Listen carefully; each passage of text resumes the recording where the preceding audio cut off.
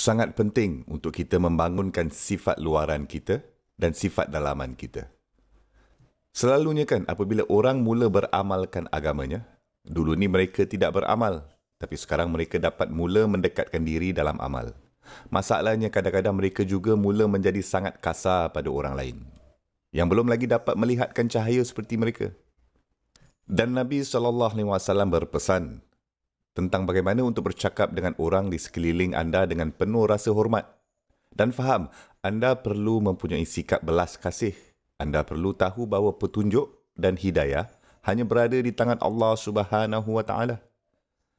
Tugas anda hanyalah untuk menyampaikan mesej saja. Jadi jangan memperkecilkan orang. Anda boleh menyampaikan mesej, kadang-kadang anda boleh menyampaikannya dengan cara yang direct. Tapi ingat, apabila anda menerapkan kebijaksanaan dan hikmah, ia dapat pergi lagi jauh daripada yang cara kurang bijak, kan? Cara yang baik, elok dan indah akan dapat sampai ke tempat yang lebih mendalam di dalam hati. Subhanallah. Jadi janganlah memperkecilkan orang. Jangan sumpah seranah, maki hamun, jangan menuduh orang lain. Ini adalah masalah zaman sekarang. Kami mendengarkan sesuatu berita dan secara automatik kita terus menyebarkannya tanpa mengesahkannya. Selalunya ini bukan urusan anda, saudara dan saudari saya. Dan anda hanya memain dengan mulut anda. Rekod anda sedang dirosakkan oleh tuduhan palsu yang disebarkan, dan tuduhan disebarkan terhadap orang yang tidak bersalah. Cuba bayangkan. Ini akan menjadi kepentingan kita untuk mendoakan yang terbaik untuk mereka. Dan tidak menyebarkan kejahatan. Semoga Allah Subhanahu Wa Taala memberikan kita perlindungan itu.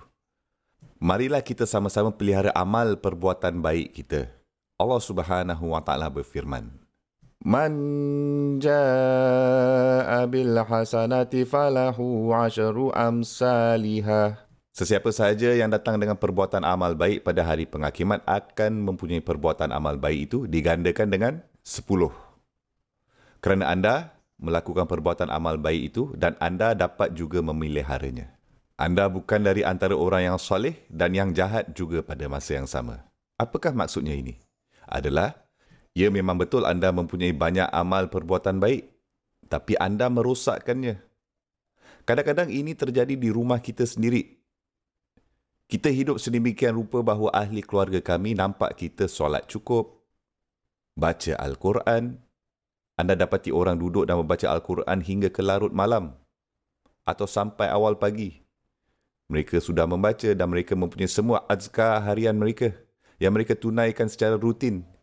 Dan adakah anda tahu apa? Dalam pada masa yang sama, kita juga dapat menyaksikan mereka menyalahgunakan kuasa mereka di rumah. Sama ada terhadap anak-anak, anak perempuan, anak lelaki, atau menantu perempuan atau menantu lelaki.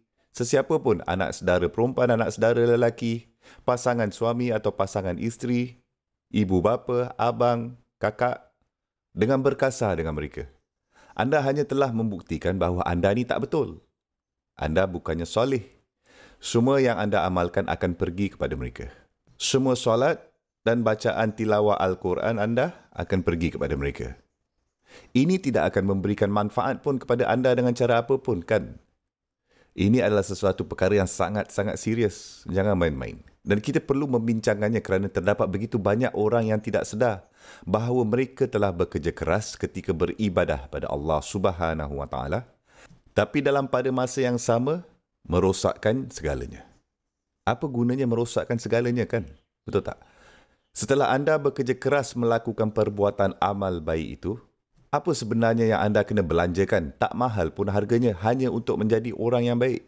Untuk menjadi senang untuk orang lain. Untuk memahami supaya jangan menyukarkan hidup orang lain. Berkali-kali orang mahu melakukan sesuatu bahawa Allah Subhanahu Wa Taala telah membenarkan. Allah Subhanahu Wa Taala telah mengizinkan, tetapi kita fikir kita tidak akan membenarkannya. Jadi bagaimana jika Allah Subhanahu Wa Taala mengizinkannya?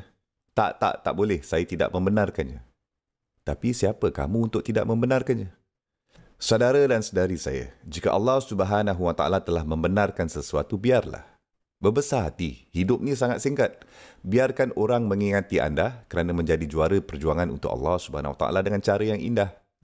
Ketika Allah Subhanahu Wa Taala menyuruhkan anda melakukan sesuatu dengan cara yang tertentu, Anda telah melakukannya dengan cara itu hanya kerana Allah Subhanahu Wa Taala menginginkannya seperti itu dan Anda jaga lidah anda. Dan seperti yang saya katakan tadi, kita mempunyai masalah dengan beramal kadang-kadang, saudara dan saudari, yang memperkecil-kecilkan mereka yang lain yang mungkin belum lagi beramal. Ini adalah sesuatu yang sangat-sangat serius. Tidak perlulah memperkecilkan orang. Boleh je beri mereka dakwah yang bermaksud menjemput mereka kepada tujuan yang baik dengan cara yang indah. Allah Subhanahu Wa Taala berfirman mengenai orang-orang Alkitab dan yang bukan Islam. Dan Allah Subhanahu Wa Taala berfirman semasa kamu menjemput mereka, kamu harus memanggil ke arah perjuangan Allah Subhanahu Wa Taala dengan penuh hikmah. Dan anda seharusnya mengemukakan hujah-hujah yang indah untuk mengatakan seperti tahu apa tak? Mengapa kamu tidak menganggapkan ini dan itu dengan cara yang indah? Libatkan minda, libatkan hati.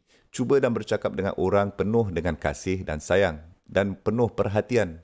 Tapi tak payahlah memperkecilkan orang, di mana mereka yang telah mendapat kurniaan yang berbeza dari Allah Subhanahu Wa Taala. Jadi apa maksudnya adalah saya mungkin berbuat baik dengan cara yang berbeza yang anda lakukan dengan baik, melebihi tanggungjawab asas. Okey, jangan salah faham di sini. Kita semua mesti memenuhi tanggungjawab asas, fardu, mesti. Tetapi di luar daripada itu, adakah saya harus melakukan semua yang anda lakukan hanya kerana saya ingin memperolehi keredaan Allah Subhanahu Wa Taala? Saya mungkin tidak dapat melakukan perkara-perkara sunnah yang tertentu yang anda lakukan. Tapi saya melakukan perkara-perkara sunnah yang anda tidak buat. Mungkin juga kan? Oleh itu, janganlah merosakkan perbuatan amal anda, saudara dan saudari saya, dengan memperkecil-kecilkan mereka yang tidak melakukan sunnah yang sama seperti mana apa yang sedang anda amalkan. Atau mereka mungkin tidak mahu melakukannya dengan cara anda mahu mereka melakukannya. Mereka melakukannya dengan cara Allah izinkan dan telah tentukan. Apa yang salah kan? Biarkanlah orang mengikut rentak mereka sendiri yang telah Allah Subhanahu Wa Taala berikan kepada mereka.